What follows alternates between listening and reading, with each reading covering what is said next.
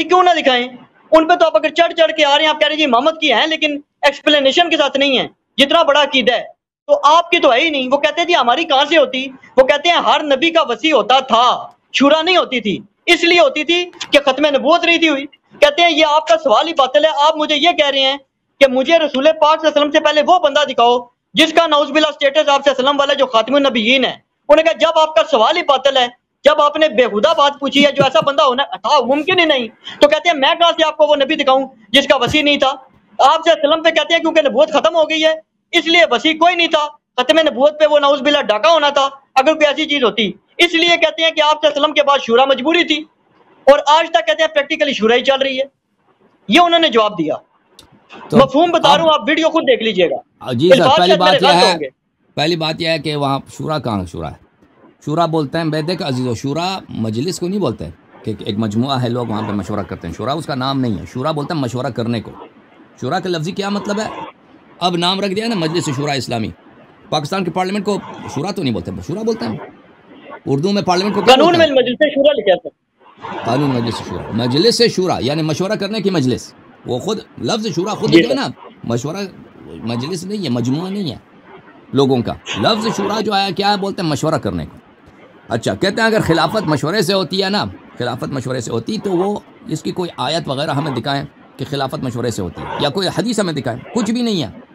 وَأَمْرُهُمْ شُورَى بَيْنَهُمْ، یہ لوگوں کے کاموں کا ہے، لوگوں کے اپنے کاموں کا، کہ وہ ایک دوسرے سے مشورہ کرتے ہیں۔ ایک چیز جو منسوس ہوتی ہے، جو دینی فریضہ ہوتا ہے، وہ اس پہ مشورہ نہیں ہوتا۔ اب ہم آ کے وَأَمْرُهُمْ شُورَى بَيْنَهُمْ، ہم آ کے مشورہ کر رہے ہیں نماز پڑھنی ہے یا نہیں پڑھنی ہے، کعبہ قبلہ ہونا چاہیے یا مثلا ہم نیو یارک کو قبلہ بنا دیں نا، اس پہ تو مشورہ ہونا ہی نہیں ہے۔ مشورہ کس پہ ہے؟ وَأَمْرُهُمْ شُورَى بَيْنَهُمْ، یہ اپنے کاموں میں مشورہ کرتے ہیں۔ اپنے ابھی میں نے شادی کرنا ہے بھائی، میں فلان جگہ سے رشتہ مانگوں بہتر ہے یا فلان جگہ سے رشتہ مانگوں یہ بہتر ہے، ٹھیک ہے نا؟ آپ سے مشورہ کروں گا بھائی، آپ ان کو جانتے ہیں، آپ مشورہ دے دیں۔ یا میں نے ایک گاڑی خریدنی ہے، مجھے نہیں معلوم یہ قیمت اچھی ہے یا نہیں، آپ سے مشورہ کروں گا۔ وہ مشورہ وہ اللہ کے فرائض میں نہیں ہوتا۔ امامت جو ہے، یہ امامت اللہ تعالیٰ نے خود قرآن مجید میں فرمایا کہ حضرت ابراہیم علیہ السلام نے جب اللہ سے دعا کی، وَمِن ذُرِّيَّتِي وَإِذِ ابْتَلَىٰ إِبْرَاهِيمَ رَبُّهُ بِكَلِمَاتٍ فَأَتَمَّهُنَّ قَالَ إِنِّي جَاعِلُكَ لِلنَّاسِ إِمَامًا قَالَ وَمِن ذُرِّيَّتِي قَالَ لَا يَنَالُ عَهْدِ الظَّالِمِينَ۔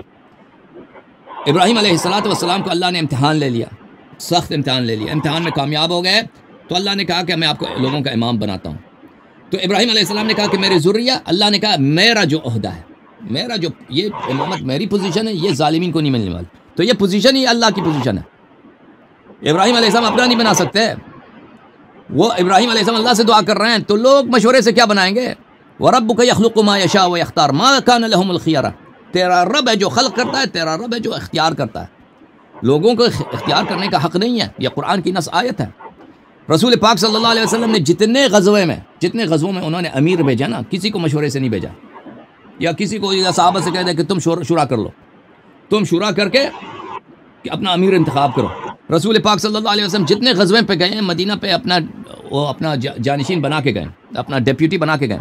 جتنے بھی ان کے ڈیپیوٹیز تھے مدینہ پر، جو مدینہ کے امور چلاتے تھے، ان کی واپسی تک نماز جماعت پڑھاؤ، لوگوں کے مسائل حل کرو، تو کسی کو لوگوں کے مشورے سے نہیں بنائے کہ مشورہ کریں، یا لوگوں پہ چھوڑو کہ مدینہ والا تم مشورہ کر لو۔ یہ کبھی نہیں، اور نہ کبھی انہوں نے فرمایا بھی ہے کہ میرے جانے کے بعد تم مشورہ کر لینا۔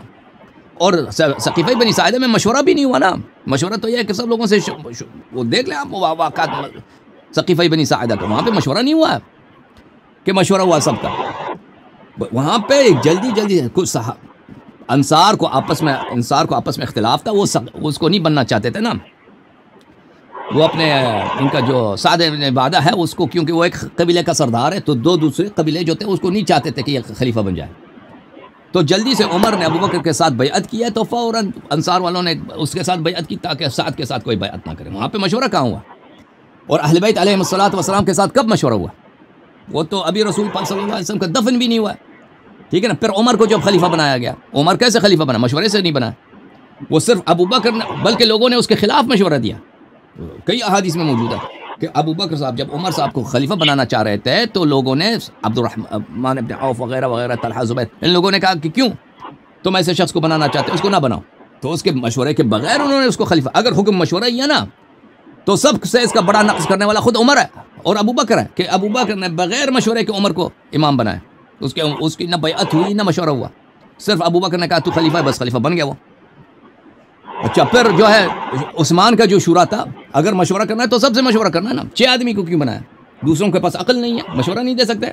دوسرے جو لوگ ہیں نا عثمان والے شورا، جس شورا سے عثمان نکلا ہے، جس مجلس سے عثمان نکلا، اس میں 6 ممبر تھے، وہ مسلمانوں میں صرف کہاں قرآن کی آیت ہے، کہاں پیغمبر صلی اللہ علیہ وسلم کی سنت ہے کہ صرف 6 آدمی مشورہ دے سکتے ہیں، باقی مشورہ نہیں دے سکتے۔ بہرحال پہلی بات یہ ہے کہ یہ مشورہ والی جو بات ہے، بات ہی غلط ہے کہ خلیفہ مشورے سے بنتی ہے۔ کب ان لوگوں نے مشورے سے خلیفہ؟ نہ ابو بکر مشورے سے بنا، نہ عمر بنا، نہ عثمان مشورے سے بنا، ٹھیک ہے نا۔ عثمان بھی مشورے سے نہیں بنا، وہ صرف 6 لوگ وہاں پہ تھے، انہوں نے کمیٹی بھی ایسی بنائی تھی کہ اس میں سے صرف عثمان ہی خلیفہ بن سکتا تھا، کیونکہ انہوں نے کہا تھا، کیونکہ اس کو پتا تھا کہ ووٹ یہاں پہ تقسیم ہوں گے، اور اس نے کہا تھا کہ بھائی جس کو عبد الرحمن ابن عوف ووٹ دے دے وہی خلیفہ بنے گا۔ وہ اس کو پتا تھا کہ عبد الرحمن ابن عوف صرف عثمان کو ووٹ دے گا۔ اور پھر میرے محترم بھائی کہ انہوں نے غصہ جو آپ پہ کیا ہے کہ نبی کریم صلی اللہ علیہ وسلم، انہوں نے کیا کہا؟ نبی کریم صلی اللہ علیہ وسلم مجھے کوئی دکھائیں کیا بولا؟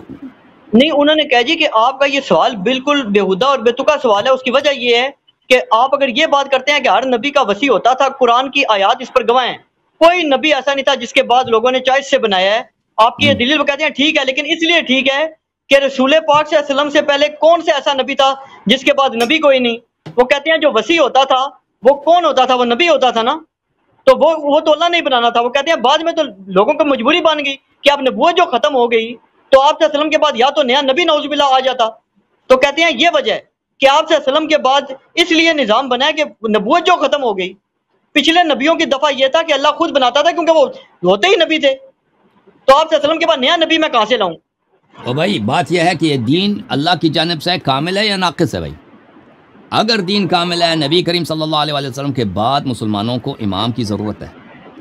یہ تو کوئی نہیں کہتا امام کی ضرورت نہیں ہے نا، سب کہتے ہیں امام کی ضرورت ہے، امام ایک ہونا چاہیے۔ اب اس امام کی پہچان کیا ہے؟ کون امام بنے گا؟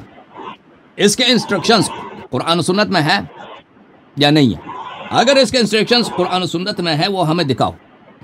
آپ کے پاس تو کچھ ہے نہیں۔ وہ جو انسٹرکشنز ہیں کہ میری اہل بیت کی اتباع کرو، امیر المومنین علیہ السلام خلیفتی میری جانشین ہے، اس کو تو آپ کے کتب میں موجود ہیں صحیح اسانید کے ساتھ، اس کو نظر انداز کرتے ہو، کہتے ہیں نہیں ہے۔ تو پھر ادعا کیوں کرتے ہو کہ اتنا بڑا پوزیشن کہ آپ کہتے ہیں اس کی ضرورت ہی نہیں؟ چلو مان لیا نبی کریم صلی اللہ علیہ وسلم کے بعد کوئی نبی نہیں ہے، لیکن دیکھیں ان کے بعد جو لیڈر ہوگا، اس مسئلے پہ بڑا اختلاف ہے، اسی زمانے میں بھی اختلاف تھا، آج بھی اختلاف ہے، لوگ اس پہ قتل ہو گئے، لوگ اس پہ خون ہو گئے، کتنے لوگ۔ یہ ایران عراق کا جو جنگ تھا دراصل یہ شیعہ سنی جنگ تھا۔ ابھی پاکستان میں ابھی پارا چنار میں جو جنگ ہوئی، اگر یہ لوگ شیعہ نہ ہوتے تو یہاں پہ جنگ نہیں ہوتی۔ یہ جنگ ہی اسی لیے کہ یہ شیعہ ہیں، ٹھیک ہے نا، مذہبی وہ اختلافات کی وجہ سے جنگ ہوئی ہے، اور یہ تاریخ میں ہمیشہ ہوتا رہا ہے، ایک دوسرے کے قتل کرتے رہو، جنگ ہوتے رہو۔ اب اس کا انسٹرکشن کہاں ہے بھائی؟ اگر دین کامل ہے، تم کہتے ہو کہ یہ شورا سے بنتی ہے، یا 3 طریقے ہیں نا جماعت مخالفین کے پاس، یا تو مشورے سے بنتی ہے، یا پچھلا والا خلیفہ اگلے والے خلیفے کے تعین کرتا ہے، یا کوئی شخص بالقہر والغلبہ وہ تلوار کے ذریعے خلیفہ بنے تو صحیح ہے اس کی خلافت۔ اس کے انسٹرکشنز کہاں ہیں؟ کچھ بھی نہیں ہے، کسی کے نص نہیں ہے، نص کسی پر بھی نہیں ہے بھائی۔ جس کی نص ہے صحیح احادیث کے ساتھ اہل بیت علیہ السلام کی اتباع، اس کو وہ ہے موجود ہے، صرف اس کو کیا کرو؟ اگنور کرو، نظر انداز کرو، یا اس کے لیے ایسے تعویلات معانی بناؤ کہ بھائی بس تم ہی اس کو تعصب کی وجہ سے کہ تمہیں مزہ آتا ہے اس میں، تمہیں قبول ہوتی ہے۔ تو اگر یہ دین کامل ہے بھائی، اگر دین کامل ہے تو اتنا اساسی مسئلے پر ہو ہی نہیں سکتا بھائی، کیسے ہو سکتا ہے؟ اللہ بھی اس کو نظر انداز کر دے، اس کے فکر میں نہیں ہے۔ اللہ کا تو علم ہے، اللہ کو ہم فکر نہیں کہتے، اللہ میری غلطی ہو گئی، اللہ تعالیٰ فکر نہیں کرتا، سوچتا نہیں ہے، اللہ تعالیٰ کا علم ہے، اس کے علم میں نہیں ہے، رسول صلی اللہ علیہ وسلم کے علم میں نہیں ہے کہ بھئی میرے بعد یہاں پہ اختلاف ہوگا، یہاں پہ ضرورت ہے امام کی کہ میں اس کو بیان کروں تاکہ میری امت میں میرے بعد یہ کس کی اتباع کریں۔ ہر دفعہ مدینے سے جاتے تھے، وہ خود آپ حج پہ گئے ہیں بھائی علی الحسن صاحب؟